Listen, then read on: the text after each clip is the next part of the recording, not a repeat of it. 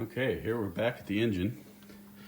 I took off the tape because I'm going to be putting the blower on. So I degreased all the areas with brake cleaner and very gently dried it with a little bit of compressed air. I didn't want any wet brake clean on my gasket. So getting ready to put that on. Alright, we put the fuel injector line mount, which is also for the cover. Put those on. We'll torque those when I get the piece up there. So after we get the blower up on the deck, I'm gonna have to put the paper towels down the holes just so we don't accidentally drop a bolt down there. And then I'll put that seal on when we're ready to install the intercooler. Let's get going on this. All right, this is going to be a little heavy.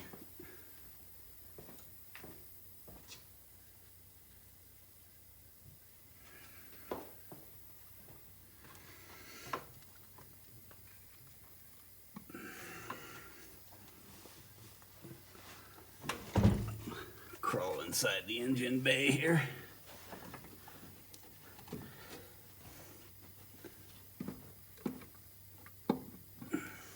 Remember this thing being this heavy. Alright, we're hanging up on something.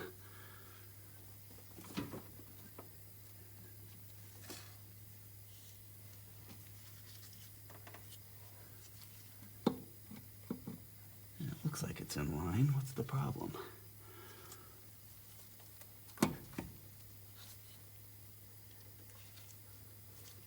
I guess it wasn't quite. It's on there now. Yep. Okay. Well, we can't bolt it down until we get the snout up here because it requires me to lift this a little bit to get the snout on. So right now I'm gonna get some stuff down here so I don't collect dirt, debris, and then we'll get the snout up here. Here we are back at the bench. I just wanted to clean up this surface here. It was just kind of black. You can see where the factory used some sort of RTV. I'm not too worried about getting every little piece of this off. It's not going to go anywhere, and if it does, from what I understand anyway, the rotors will ingest these. It's just very lightweight rubber. I can feel it, but I don't want to be scraping on any metal. You can see the damage that the old isolator did to that shaft. You can see where it was rubbing on there. And I don't have the old isolator to show you, but that spring was not only flat on one side from torquing, but it was looking like it was ready to rust. It had a little bit of rust on it. Very strange. So everything feels good. We're going to put a little bit of RTV on there and let it set and mount it on there and then torque the blower down. All right. Got some silicone on there, spread out with an acid brush. I like to do that. So what I'm trying to do, I'm going to try to line up this solid coupler in here without, this might be a little difficult.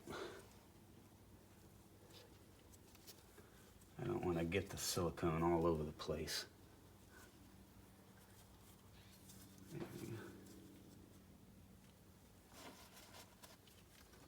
Hold on a minute. What do I got under there? Okay. Kind of lining up those pins best I can.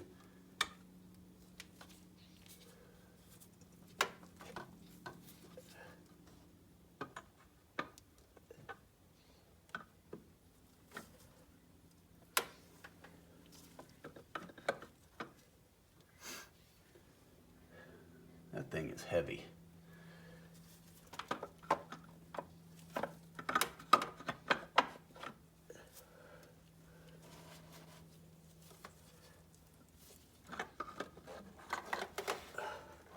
Let me see what I'm getting on myself is the grease from that coupler. That's okay.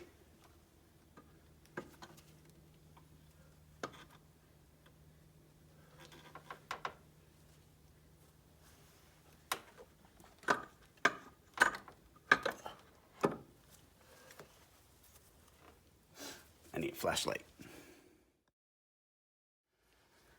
I think I'm gonna raise this up a little bit so I have less clearance issues. I'll put that on that block there for a second.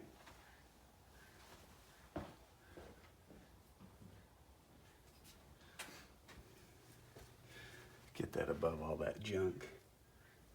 And I can see a little bit better now.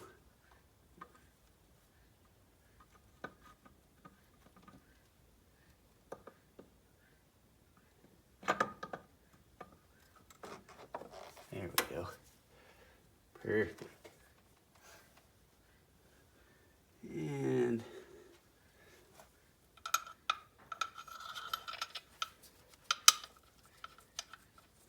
get a couple bolts started in it.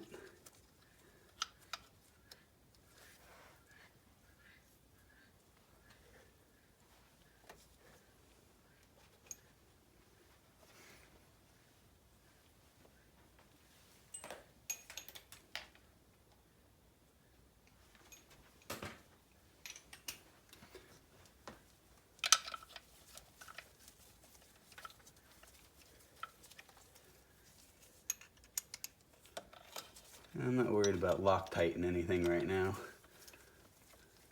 Right now I just want to get the bolts in, get the thing lined up so I can drop it back down.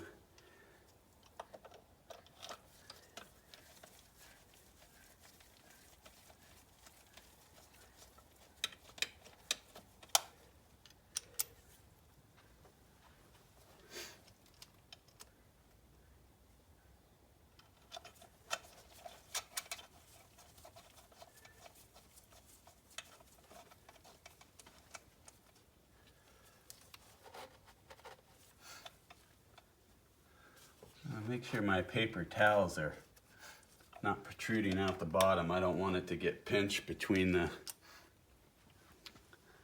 manifold and the head. That would possibly cause a leak, so I'm just going to pull those up and out of the way a little bit. I don't want those dropping and getting stuck between those two parts when I bring the blower back down. I can see them sticking out down there. That one's still sticking out. There, that's better.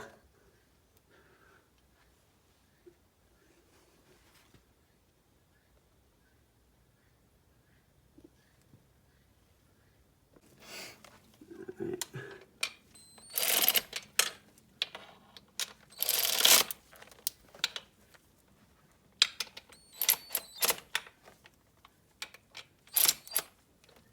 Not wanting to torque it just yet. Just getting it snug.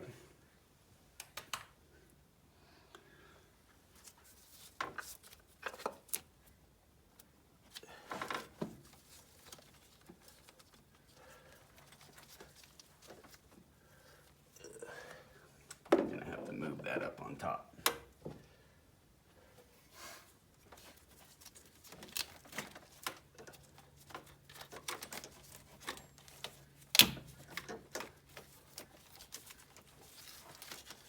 There we go. Just like uptown.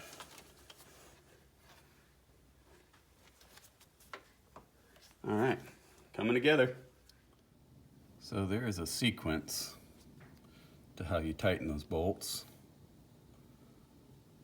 44 inch-pounds first pass, 89 inch-pounds second pass. So Gonna do that, and it does say to use thread lock. So I think we have a little bit of blue left. We'll go ahead and do that now. Wow. Okay, well, a lot's happened in a very short time. Wiring, tubing, hoses, looks very intimidating. It was very simple. I just did the injector harnesses first, and then just kind of start stacking stuff on, and it really can't get it wrong. I mean, it's all kind of form-fitted, points you in the direction of where it has to plug in. You know, I left these off because I still have to take the lid off. The lid is there right now because, as you well know, the intercooler is still in transit. And if you see my other video, you'll hear me talk about how I'm disappointed with that whole situation. But so I didn't hook up the catch can, and the coolant is still disconnected because I have a coolant reservoir that needs to be plumbed, and I don't know what they do with this. And also the intake, that's the mass airflow, MAF, that has to go right here. So obviously I'm not going to hook up the old air box. Radiator is on. Condenser is on. None of the cooler lines are attached yet. I can probably do that next. And then I'm going to tackle the heat exchanger and figure out how to do that. But feels good. I still have to put spark plugs in, and that's going to be fun with all this stuff on, but I kind of wanted to turn the engine over with the starter without it chance of firing up. So I'll leave the fuse out for the fuel, leave the spark plugs out, just give it a couple cranks to get oil pressure up. Should be fine, but I want to do it anyway. Well, this is the latest update. Thanks for stopping by.